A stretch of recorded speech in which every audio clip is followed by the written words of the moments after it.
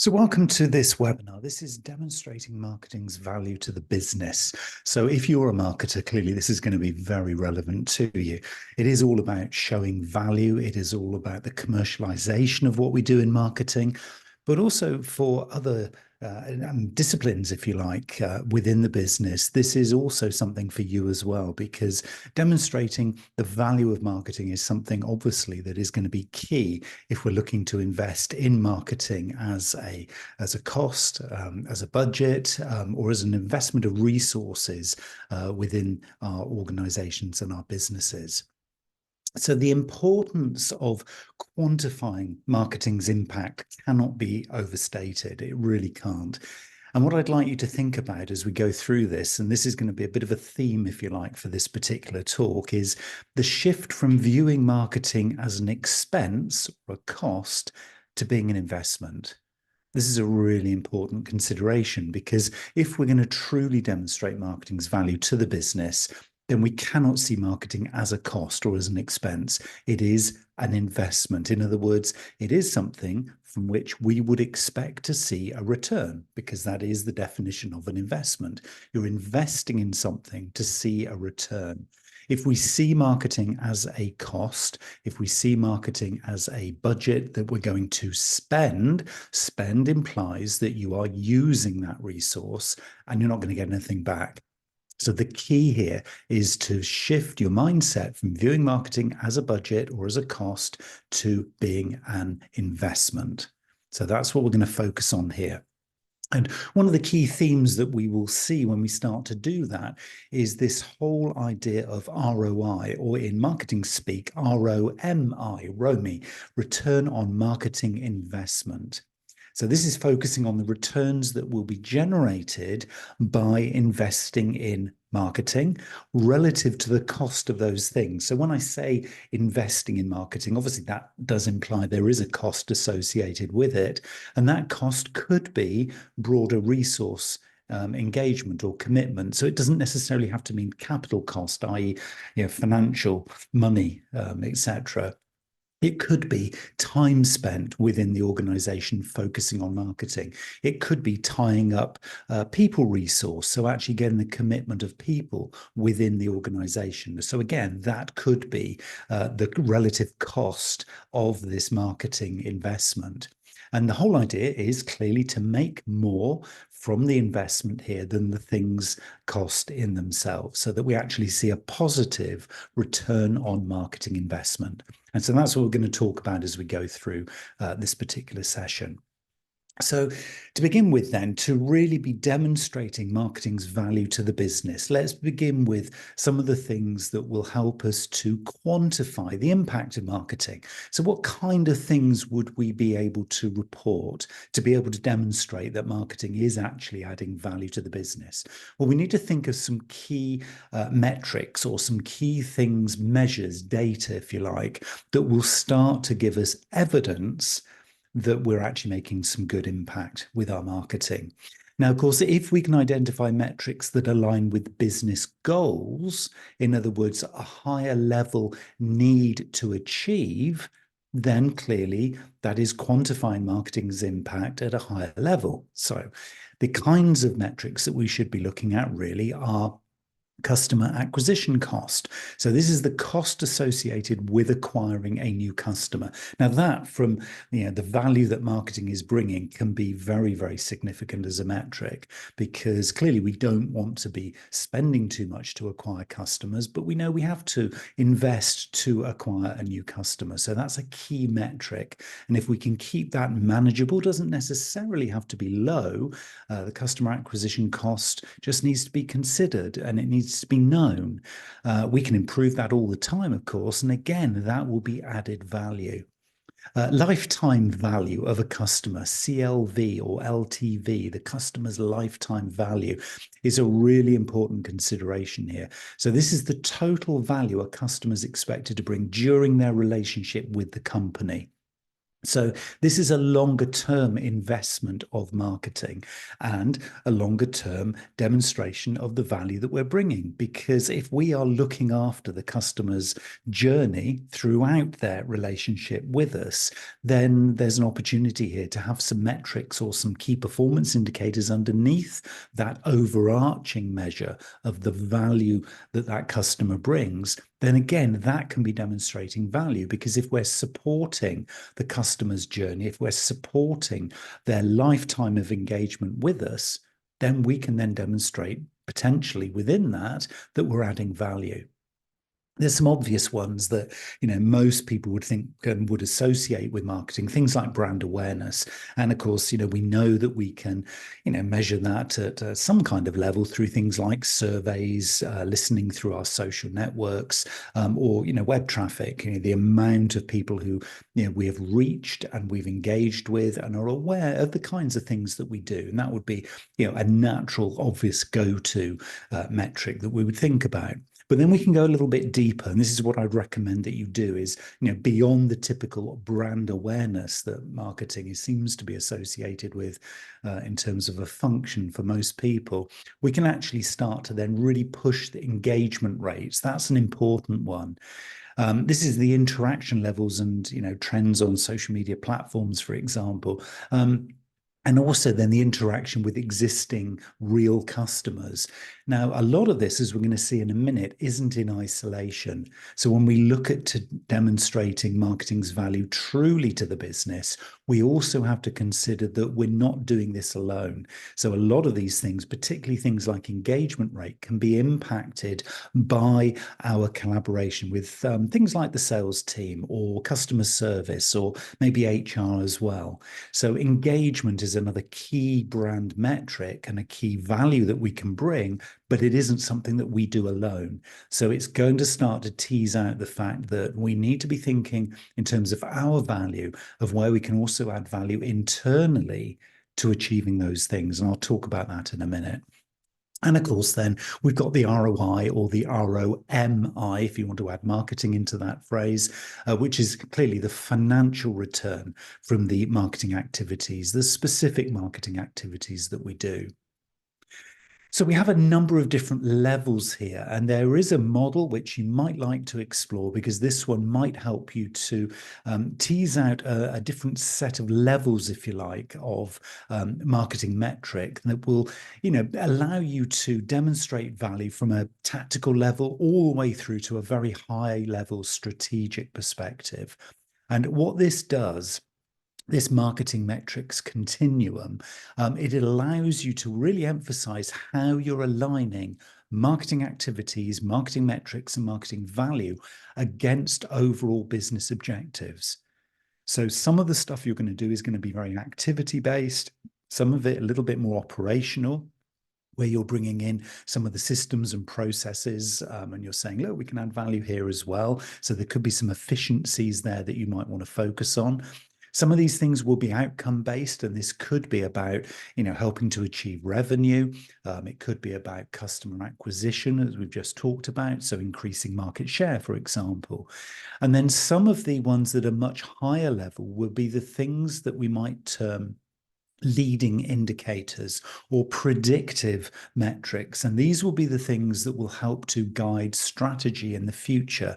So if we can be seen to not only operate operationally and tactically, but also be providing the business with insights, evaluation, recommendations, ideas, opportunities at a more strategic level, because we're basing what we're suggesting on data and proven outcomes from those activities, then we're going to start to be able to help shape the narrative within the business, help shape the culture, help shape where the business goes in the future. So the value that marketing can bring to the business is at a whole range of different levels. So if you're just currently focused on the kinds of things you do tactically, then the marketing metrics continuum, which focuses on activity-based, but all the way through to predictive and more strategic thinking, then you can start to add value maybe at a number of different levels that you weren't before. So that's where it can start to get really interesting. And as you do that, you start to realize that you need to start telling some good stories. So part of what you're going to need to do to demonstrate the marketing value to your business is to think about using narrative techniques to present the data. If you continue to present, if you are now and you're thinking, well, I'm kind of doing that, Neil, but what I'm doing is kind of not really landing on, open ears, or I'm not really being embraced for what I share. People seem to glaze over when I start to present to them. Then this could be that you are presenting a marketing story rather than a story that's commercially engaging for the business. And of course, tailoring your story to different stakeholders, be they sales, be they finance, be they HR, production, commercial, distribution, all the other kind of factors that go into making up your organization. It is absolutely vital that to demonstrate true value, you're not actually going to be reporting marketing stuff at all. What you're doing is you're using the narrative to create compelling stories around the data that are meaningful to different audiences. There could be a very different story that you'll tell with the very same data if you're presenting to the management team or the C-suite, that you would then change that narrative and change the story. Same data, same metrics, same kind of outcome. But actually, if you were sharing it with colleagues or maybe a very different, distant team of peers, then you would probably change your story. So it's really important to think about what kind of visual storytelling is appropriate to share and really truly demonstrate this value to my audience. So should I be using graphs, charts, or infographics for a particular audience? But then maybe it's more kind of technical data. Maybe it's a different kind of story. And if it's customer facing team that I'm presenting to, maybe I incorporate things like customer testimonials and case studies. But maybe I wouldn't do that if I was reporting to a senior management team. So creating what we call competitive and sort of compelling narrative arcs is absolutely clear and key as part of this demonstration of value of marketing.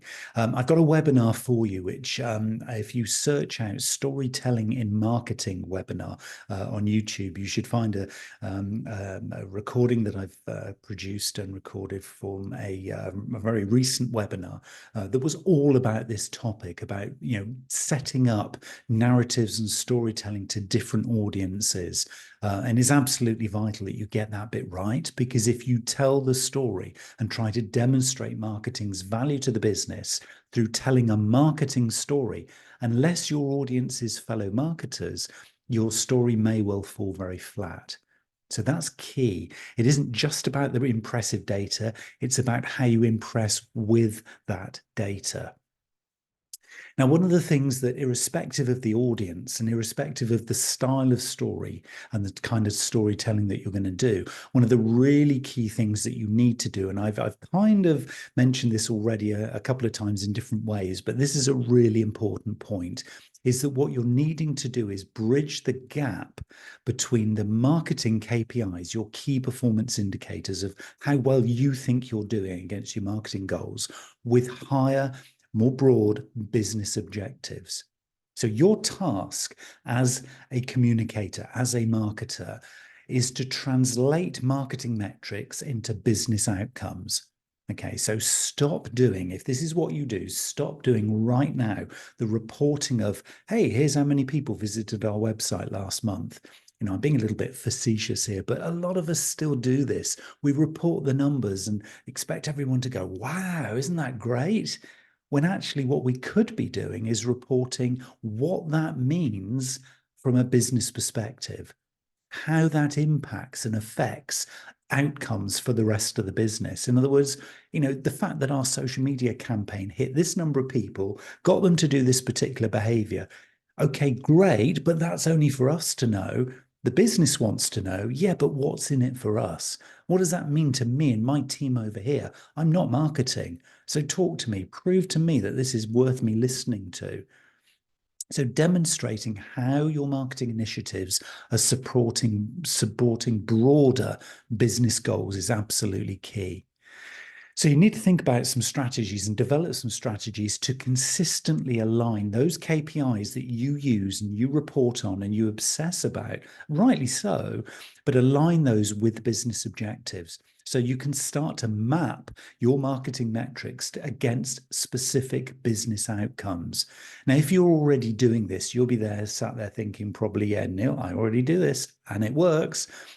But you'll already know that it works. If you haven't tried this, think about all the things that you measure as a marketer and think, yeah, but why? What does this really mean to the business? And keep asking that question, why? Just keep drilling down deeper and deeper and deeper until you get to the impact you're actually making against those specific business outcomes. Maybe also, as you start to do this, build a strategy to use cross-functional workshops, maybe to ensure you've got alignment. In other words, sit down with the audience in advance of doing these presentations, in advance of trying to demonstrate the value, and ask them what their pain points are. Treat them as stakeholders, treat them as part of your marketing inputs.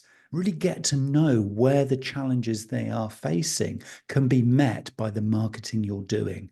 So set up some workshops, set up some conversations, and regularly review with your key stakeholders how you're reporting and how the value of what you do is helping them to do what they do.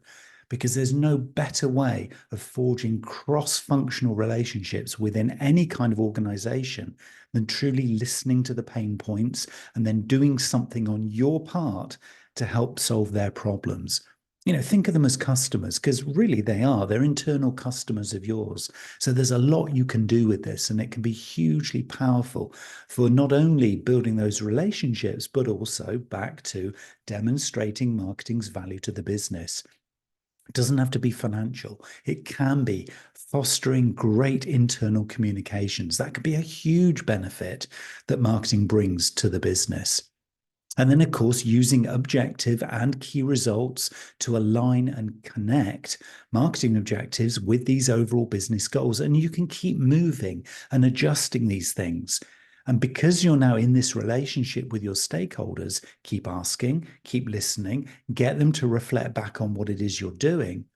And then you can start to bring in some of the advanced marketing analytics to begin to go deeper into the kinds of things that you need to explore to be able to fuel those conversations, to be able to fuel your presentations. Because if you were just using the basic insights that you were getting from your social campaigns and your email and some of your web traffic, you're missing a trick here to actually go deeper. And this is really what we're trying to encourage here. To demonstrate marketing's value to the business, you need to go deeper than you are now with the justification as to why you measure what you measure. So use the tech, use the technology to help you. So, for example, if you want to go deeper into your website traffic, analyze customer behavior and get more insights there, Google Analytics, the latest version of GA, can help you to do that. There are also tools for creating interactive and shareable dashboards. Tableau is a great example of that.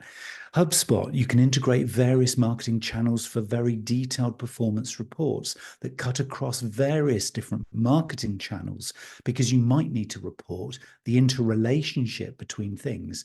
Not necessarily just, hey, we did this social campaign and look at us, we're marketing, aren't we? Great, look at all our great content.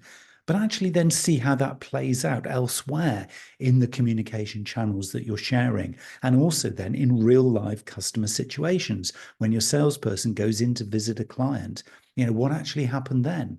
And feeding that back through into your performance reports, going deeper every single month, getting far, far more intimate with your data and your reporting and the consequent evaluation that comes out the other end. This is so key to do. Also, things like for social media analytics and sentiment analysis, going deeper into maybe Hootsuite insights. Sentiment analysis is really important. A lot of us as marketers miss a trick for not really looking at the positive, neutral, or negative sentiment that is going on when we're gathering our data. We're very happy to gather what we might term vanity metrics. So the number of people we're hitting, the number of people who, are following us, et cetera, the number of opens, the reach on all the stuff. But that's so surface level. We don't know whether people, having looked at all these communications that we're putting out, are actually then feeling positive, neutral, or negative about those communications. Because, of course, if we're trying to change and influence behavior, which feeds on into other interactions across the business, we want that generally to be positive sentiment analysis. So go deeper. SEMrush is a great example for bringing other things together and doing more of this predictive stuff that I was talking about. Looking into SEO, content marketing, maybe going broader with your competitor research. And again, competitor research, giving that more macro field of view, rather than just looking always about how you're performing. What does the business want? Well, they want you to demonstrate your value versus how the competition are doing. Because if you're doing well, maybe it's just that the whole market is doing well. It might not just be your performance. It could be just the whole market is performing better than it was. So it isn't actually about you. You're just riding on the back of this wave. So having that deeper insight in terms of what's going on is really, really key. And of course, then there are AI-powered analytics, which can go deeper into what we might term CRM, your customer relationship management. Demonstrating marketing's value to the business cannot just be about marketing activity. It needs to be across the whole range of customer relationship touch points that you have within your organization. Because if you can own and be the custodian of all of those touch points, even if sales goes out and does the visit, customer support or customer service is supporting existing customers, if you're responsible for the overarching view, then what a great value you're bringing to the business by knowing what's going on, knowing how you can continuously improve, and knowing how you can share that information in a relevant sense with everyone around you. Now, of course, once we start talking about tech, you're probably sat there thinking, well, okay, what about AI? Because I'm starting to use AI to kind of, create content. Is there anything I could use AI for, particularly things like ChatGPT as an example, to demonstrate the value to the business? Well, the answer is absolutely yes. Using ChatGPT's capabilities, particularly if you are going to go deeper, to help you analyze these large data sets, extracting key insights and obviously predicting trends from those, you can then start to help yourself to identify successful marketing strategies and areas of improvement going forward. So use things like ChatGPT to do the analysis for you. There's only so much you as a human being can do manually. So the tech, if you're going to go deeper than just those surface insights, those vanity metrics, then start to use things like ChatGPT to put some of these reports in there. If you've got the paid for version of GPT, you can actually attach some of your reports, put some PDFs in there with all the reporting data, and say, look, can you see some patterns? Can you see some trends here? Can you predict for me what's going to happen next month based on this last month's performance? And if you can show that and demonstrate that as value to the business, because you're sharing, really useful evaluation, and not just the insights themselves, but actually what those insights mean, then you're going to be putting the business in a far stronger position next month. And again, what is not, great to hear, if you're sat outside here, particularly say from a sales perspective, and you're getting fed all this really important market insight, all these predictive trends, then you can start to create your sales plans off the back of them. Again, very much aligned with the marketing activity that clearly is going to be happening in advance of those sales visits. ChatGPT can also help you to enhance the report writing and the presentations. We talked a little bit about the storytelling. Ask it to help you create stories around the data. Ask it to strip back some of the noise around the narrative and create some really clear, concise, and compelling reports and presentations. Help it to, and this is the really interesting one, if you play with this one really works. I've really experimented at quite some length with this one. If you want to articulate complex marketing data in an understandable way for different stakeholders, give it the same data, give it the same insights, ask it to evaluate, and when it gives you the results, say, please can you create 3 different presentations now, one for finance, off this data, one for my senior management team, and one for my colleagues. as an example, it will give you 3 different versions for 3 different stakeholders. And you can keep repeating, and you can then hone in tighter and tighter on actually what's in it for the audience. So it can be a very powerful way of driving that storytelling forward. And then you can help it or get it to help you to maybe run more interactive sessions than you've done before. You can use it to maybe model Q&A sessions, or maybe interactive training modules to maybe educate others around the organization, not only in terms of what your marketing's about and what you're actually reporting, but actually how you can integrate the marketing into the things that they're doing and they're interested in as well. Demonstrating marketing's value through things like ChatGPT allows you to model in advance responses you might get. Testing version A versus version B. Give me 2 versions of a presentation, one that I can do this month, one that I can do next month. So actually, GPT, when I come back and tell you how it all went, then you can actually then recommend for month 3 my optimum option.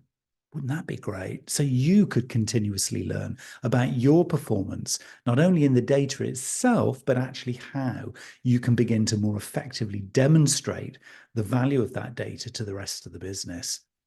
So you can use it to simulate conversations or scenarios. You could say, ChatGPT, can you behave as though you are my senior management team? So when I present this back to you, can you pose some really challenging questions back to me so I can practice answering them, so that when I actually get into the meeting, I'm actually really well prepared with some really, really great, strong arguments to come back with? Well, wouldn't that be a great way of dealing with, in advance, preparing yourself, getting the confidence that you need so that you're always then best prepared? So not only will the technology and AI help you to glean the data from complex data sets, but it will allow you to evaluate it and present it and test those presentations and role play and scenario plan and model possible outcomes, so that when you go in, you are 100% prepared to any kind of presentation or demonstration of the value that you're bringing. So constantly, every day, you can be using these tools to really help the audience understand what you're doing. Now, one of the things I've talked about a few times here is this whole thing about preparing for a kind of a more senior audience. So let's talk about how you can demonstrate value of marketing to a C-suite executive audience, for example. So imagine yourself, you're going into the board meeting, you've been called into the board meeting. What should you be focused on? Because it's only probably going to be the marketing director who is going to be interested and able to actually interpret the marketing reports that you've been creating. So you need, and your role here is to tailor the data in the presentation to help these executives understand. Okay, so that is your role. It isn't about sharing the data and then thinking, okay, I can now bask in the glory of these great numbers. What you need to be doing is highlighting strategic insights that you can bring from those reports and the relevant business impacts across the organization. So focusing on high-level insights and implications for the business is a key way to tailor your presentation. Using then the data and the evidence almost as an appendix or an annex, just in case you need it to prove that you're basing this all on data. Do not lead with the reports. Do not lead with the graphs. Most people will not be able to interpret that. Begin with the high-level insights and the implications that you've drawn from them. Use clear and concise language. One of the biggest challenges that we as marketers get is that we have what we might call marketing speak. I know I've been challenged on this many, many times over my career. So we need to avoid all technical stroke marketing jargon. And so by highlighting how marketing drives business growth and profitability, by underpinning this all the time with a constant mantra of these insights and the implications for business, we start to move away from talking marketing when we're asked to do a marketing presentation. It's very easy for us to do a marketing presentation because that's what we know and that's the language we're very comfortable with. But remember, it is almost for an executive like we are speaking a different language.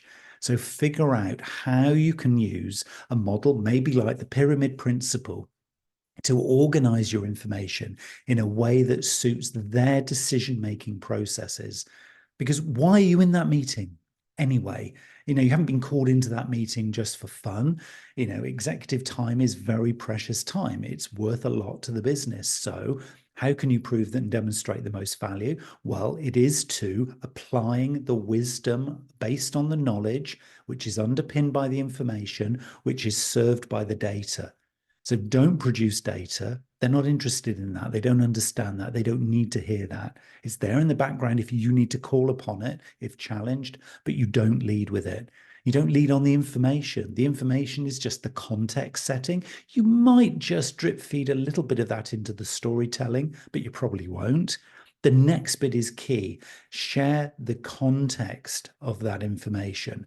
Impart your knowledge, understanding of what you know and where you've gleaned it from, and then applying that in terms of wisdom, in terms of guiding the executive decision making, maybe presenting here's an option one, here's an option two. Both of these are powered with evidence, but this one's going to lead to this likely outcome, and this one's going to lead to this likely outcome, is a much better way to feed the executive's decision making process. Trying to baffle them with numbers is a surefire way of being asked to leave the room early. So talking at a strategic level in a way that they will understand by applying the knowledge, evidence-based decision making underpinned by the data is always the best way forward. And that's the kind of language that's going to resonate with an audience that otherwise would probably miss the point. And the only way really you can understand this is if you begin to focus really on cross-departmental collaboration. So you need to kind of do your groundwork in advance, is what I'm saying. So if you can build a strategy for collaborating with departments beforehand, you don't want to be wheeled into that senior management meeting, not having spoken to finance, not having spoken to the sales director, not having talked to production to find out, can you actually serve this product or service if the market demands it? But actually having regular interdepartmental meetings, set combined collaborative goals, talk about progress reviews, share their dashboards with your dashboards and your reports in both directions. So you understand, the kinds of things they're reporting on, and be super transparent. These are meant to be trusted allies. Gone are the days where sales and marketing, worked in isolation, each with their own remit. We have to work together. The marketplace out there is too tough for us not to be doing this.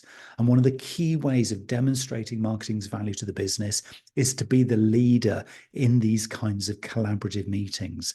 Take the reins. It's your responsibility as a marketer to set these meetings up, to initiate these kinds of conversations, and maybe from these form joint projects or campaigns that involve multiple departments. I can tell you from experience, and if you've done this, you'll know this to be true, is if you do a marketing campaign in isolation, away from customer service, away from sales, and then announce it to the world and say, hey, look, this is what we've created in marketing, nobody else will buy in. But if you do it in advance, in collaboration with sales, in a collaboration with customer service, so they feel that they've been part of the initiation and the building of the campaign, they will be 100% behind it. It's not rocket science. It makes complete sense. So why do so few of us actually do it? This is an opportunity to demonstrate the value we're bringing before the actual things happen. And then when it comes to things like marketing budget, remember that I keep saying this is the value of marketing investment.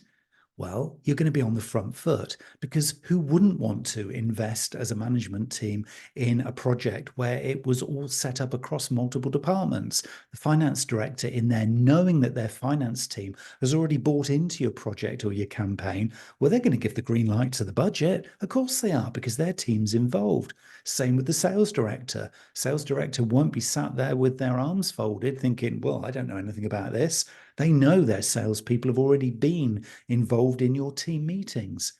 So demonstrating past ROI of marketing campaigns, yeah, great. Presenting detailed plans and the expected outcomes for future investment to get some budget, yes, great. but showing that you've truly aligned all of what you want to do with overall business strategy and get the teams who are going to help you in that process aligned before you go to ask for budget is a surefire way that you're going to get budget agreement. And then we're going to be beating the old adage of what's the first thing that gets cut? Well, it's the marketing budget. So you will know then your budget is going to be protected because it's a marketing investment. Who's going to then cut away a budget who have had every department in the organization committing to it and saying, yeah, this is good because we've got we've got our fingers in this pie. We're part of this project. Well, nobody's going to be resistant because it's not going to look good on them. So if you articulate the value of marketing as being an investment, but do it in a collaborative way, you almost then won't need to be defending the budget because it will defend itself. And so again, pre-planning to demonstrate marketing's value to the business is not an after the effect, it's actually pre-project and pre-campaign as well. So where do you begin to decide the kinds of projects or campaigns that you could be taking to the rest of the business to do it? Well, again, if you can be gathering information and data from the wide world out there, if you can be looking at industry standards, so you're benchmarking the industry, maybe you're comparing your performance against what the industry says are benchmarks right now. You can also be looking at existing trends within the particular sectors that you operate in. Maybe do some competitor benchmarking, measuring yourself against top competitors. You might be the market leader, so who are the up and coming players? You might be a market challenger, so who you're taking on, but who's coming up behind you? You may be playing in a particular niche in your marketplace, but who are the bigger players and what could you learn from them? Doing the benchmarking and sharing this kind of stuff in a comparative way. How are we doing against the competition? Again, is another way to build the confidence in the organization, and sharing this with the management team, sharing this with sales. So they're always fueled with the latest information, the latest trends. Because what would feel better for a salesperson to be in a meeting and be able to say, well, when this particular organization do this, this is what happens in the marketplace. And they may not be aware that this new standard's coming through in our industry, but it is. And this is how we're responding to it. Imagine the confidence of that salesperson, and who better to fuel them with that information? Again, demonstrating marketing's value to them than the marketing person themselves. So doing this stuff and always being ahead of the game, ahead of market trends, so that you can future-proof any marketing strategies that you have, will then ensure that you're investing in the emerging stuff, the emerging technologies, the AI, the platforms that allow you to do what you do better. Adapting to a changing customer behavior, market trends. And let's face it, that is a tough one because things are moving so fast right now. But if it allows us all to continually learn and upskill both the marketing team, but also those around us, because we're constantly innovating, we're constantly tweaking and tuning our systems and processes, but we're bringing new stuff in to the mix and into the conversations within our organizations, again, in brackets, driven by marketing. So that's you listening to this. It's your responsibility to do this. Don't sit there doing what you do day in, day out, expecting somebody else to do this. The problem is, if you don't start taking the reins here on this kind of stuff, the competition will be doing this. They'll know, they'll figure it out fast enough, and then you're always going to be playing catch up. So make sure that you've got strategies that are future facing, staying ahead of trends, technologies, and making sure your strategies are planned there and planful for long-term success will give that feeling of confidence in marketing to the rest of the business. And just by doing this stuff and actually doing the doing, you can make sure that you are always ahead of the game.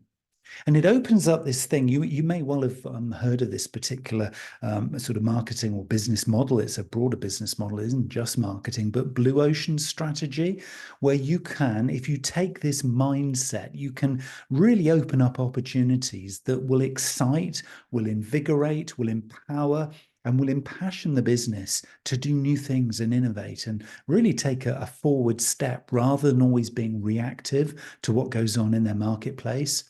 Moving to a more blue ocean strategy where, you're creating a new market space. Maybe you're making the competition irrelevant. Maybe you're creating and capturing new demands. Maybe you're breaking away from a whole cost-based approach into a real investment mindset, and you're looking at differentiating yourself and moving away from existing markets because you are different, you are special, you are value added.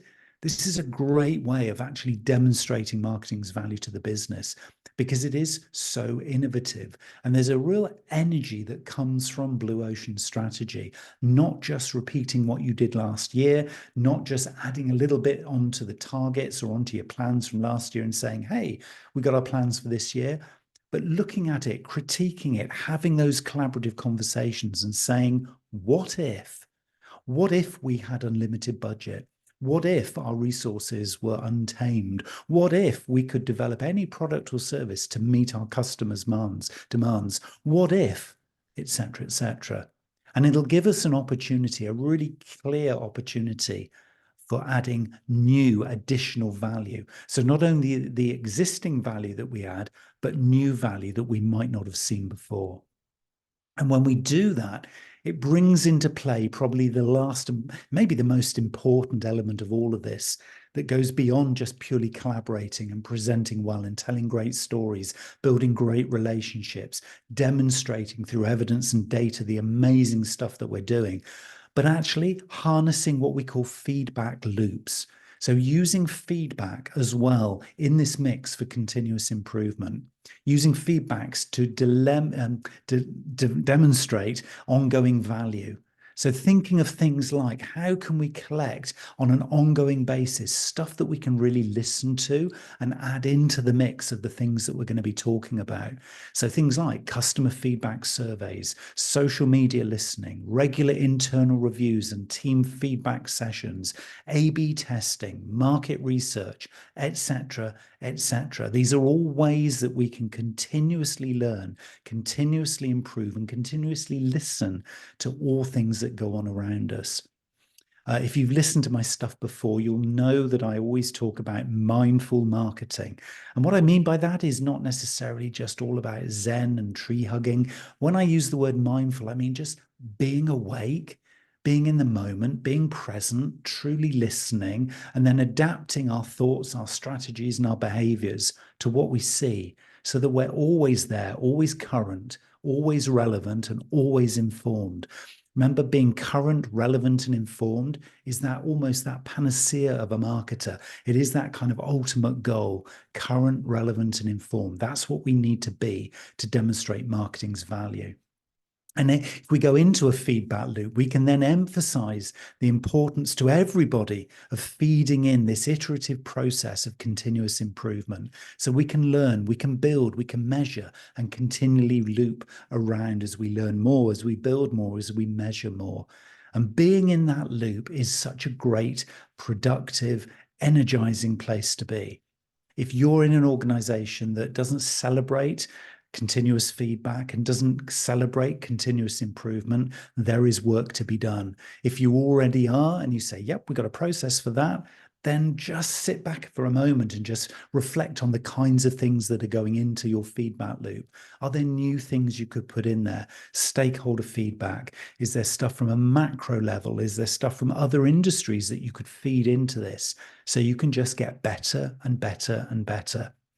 And of course, ultimately demonstrating marketing's value to the business is that it's for you as a marketer to lead on this stuff. Do not wait for senior management to do this. They've got their eyes and ears focused elsewhere. This is down to you as a marketer to demonstrate that you can own this stuff. This is the really great opportunity that we as marketers have. And I don't care what level of marketing you're operating at. You could be the most junior marketer in your organization, but you have a chance to introduce this level of thinking into your day-to-day work. And believe me, it becomes contagious. When people see the success that you will undoubtedly have demonstrating your value to the business and to the team around you, they will start to mirror, they will start to do the same. I've seen this happen in so many organizations with so many marketers. It just works. So 3 things I'm going to suggest that you do as next steps here. So align marketing metrics with your business goals. Absolutely clear that you need to demonstrate how marketing activities will contribute to your broader business objectives. So you can use metrics here that resonate with your stakeholders. So such as things like how marketing efforts have driven sales or improved customer satisfaction or increased brand awareness, but play it out in such a way that your stakeholders understand the language you're using and how the value of what you're doing impacts on them in solving their challenges. That is absolutely key. Use storytelling, not just data, to make your data compelling. So transform that raw data into a story that illustrates the marketing journey and vitally its outcomes. So the techniques that you can use within storytelling need to make the data more relatable and impactful. Ensure that the value of marketing is clearly communicated. Talk outputs and wisdom and talk opportunities.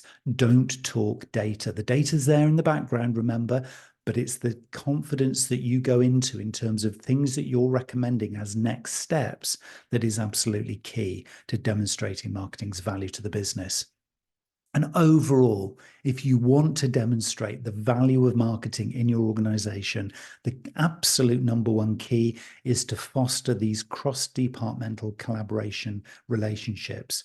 Strengthen the relationship between yourself and your colleagues, between marketing and other departments by showing how marketing supports their goals. So now marketing is reporting on other people's objectives, not just our own. So encourage regular communication, meetings, campaigns, collaborative projects, and use those to build a much more integrated approach to business challenges. Marketing is not in isolation. Marketing touches on every part of the organization. Or if you're in an organization where that doesn't happen yet, know that it could. And if you're willing and able to rise to this mission, it's not mission impossible. This is an opportunity for you to really, really forge ahead in both your career, but also demonstrate the value that marketing brings to the business. And that, for me, as a focus for this coming year, is going to be absolutely key.